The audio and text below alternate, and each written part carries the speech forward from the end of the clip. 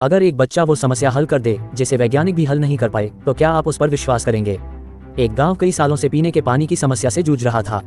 गांव के लोग सिर्फ जमीन के नीचे से आने वाला पानी ही इस्तेमाल करते थे, क्योंकि उनके पास दूसरा कोई विकल्प नहीं था। शुरुआत में सब कुछ सामान्य लग रहा था, लेकिन धीरे धीरे समस्याएं दिखाई देने लगी। बच्चे बार बार बीमार पड़ने लगे। कई लोगों को कम उम्र में ही तेज जोड़ों का दर्द होने लगा। कुछ लोगों को ठीक से चलने में भी दिक्कत होने लगी। बाद में डॉक्टरों ने असली वजह पता लगाए। उस पानी में फ्लोराइड खतरनाक मात्रा में मौजूद था। अधिकारी गांव आए, पानी की जांच हुई, रिपोर्ट्स तैयार हुई, सबको समस्या समझ आ गई।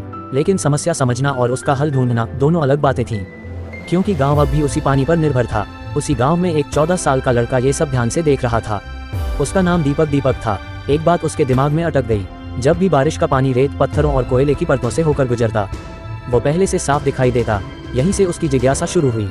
उस दिन के बाद स्कूल से लौटकर वो घर पर छोटे छोटे प्रयोग करने लगा। उसने प्लास्टिक की बोतलें लीं, उनमें रेत, कोयला, छोटे पत्थर और कपड़े की परतें भरीं। फिर गंदा पानी डालकर बदलाव देखने लगा। उसके ज्यादातर प्रयोग शुरू में असफल रहे। कभी पानी वैसा ही गंदा रहता, कभी कोई फर्क ही नहीं दिखता।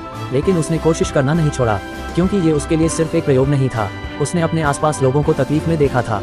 जब उसने अपने आइडिया के बारे में बड़ों को बताया, तो किसी ने उसे गंभीरता से नहीं लिया। कुछ लोग हंस भी पड़े।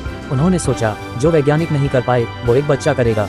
लेकिन कई महीनों की कोशिश के बाद उसका एक छोटा फिल्ट्रेशन सेटअप अच्छे नतीजे देने लगा। पानी ज्यादा साफ दिखने लगा, उसकी बदबू कम हो गई और कंटामिनेशन पहले से कम हो गया।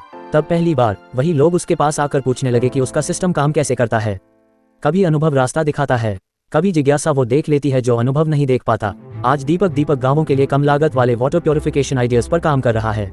जिस बच्चे को शुरुआत में किसी ने गंभीरता से नहीं लिया, उसी ने सालों पुरानी समस्या के समाधान की दिशा दिखा दी।